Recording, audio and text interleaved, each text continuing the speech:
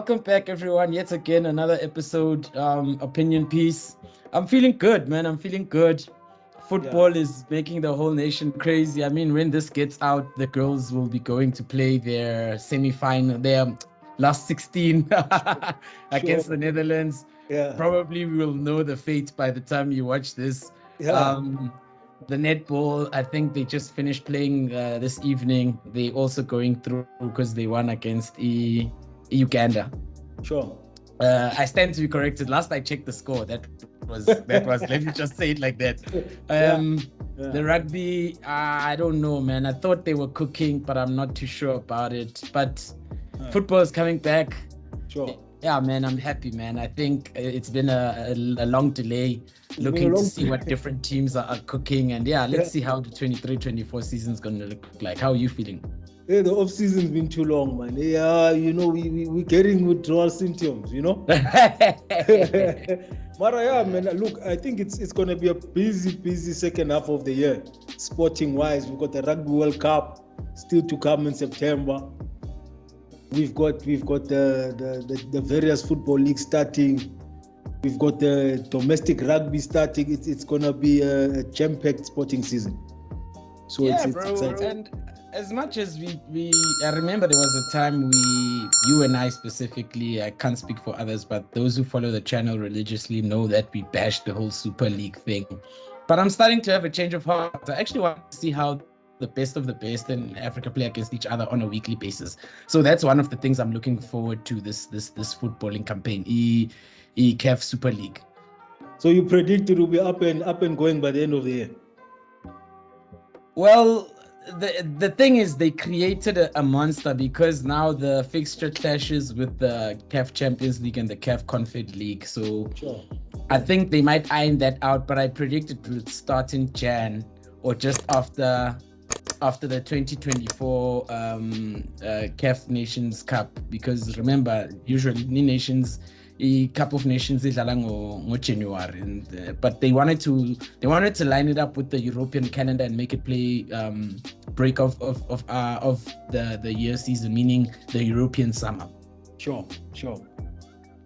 But look, I mean, we'll see how that goes. Look, everything, we must give everything a chance. But I mean, I guess our take on the Super League was based on the European model. So I think with the African Super League, they might tweak it slightly so that it suits our environment, Yeah, and I mean, one of the challenges is the traveling. Look, man, I don't want to be umuntu or come in here and throw bones at everything, but Europe, literally, some flights is like 2 hours. Let's say maybe Man City is going to play in Spain.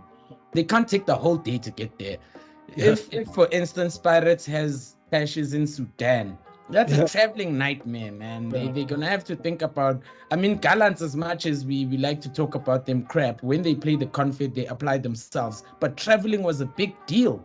Even some of their people were locked in Algeria for in the hotel. Those are the kind of dynamics that CAF must start ironing out, or find a way of having a traveling stipend. So maybe if you get through group stages, there's a certain amount they give you for a traveling stipend. If you get to the money they get for every phase they play, a certain portion should be dedicated to the traveling stipend. Yeah, no, I think the Super League, by its nature, from the little that I've heard about it, is that the big thing is money, So I think even the investment that's coming into African football is gonna take a lot of people by surprise.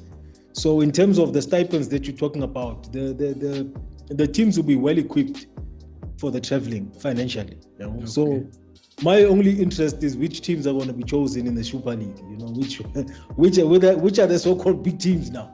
Well, currently as it stands, they've already chosen. I just don't remember that we mentioned it on the channel. But in Egypt, it's Zamalek and the club of the century, Al Ahly.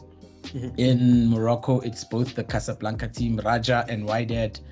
in Algeria, it's the Berkouan, RSC Berkouan, Royal Soccer Club Berkouan, or something along those lines. Or maybe my pronunciation is a butchering of their name. It's West Africa. I'm not too sure because they've dipped in terms of playing in the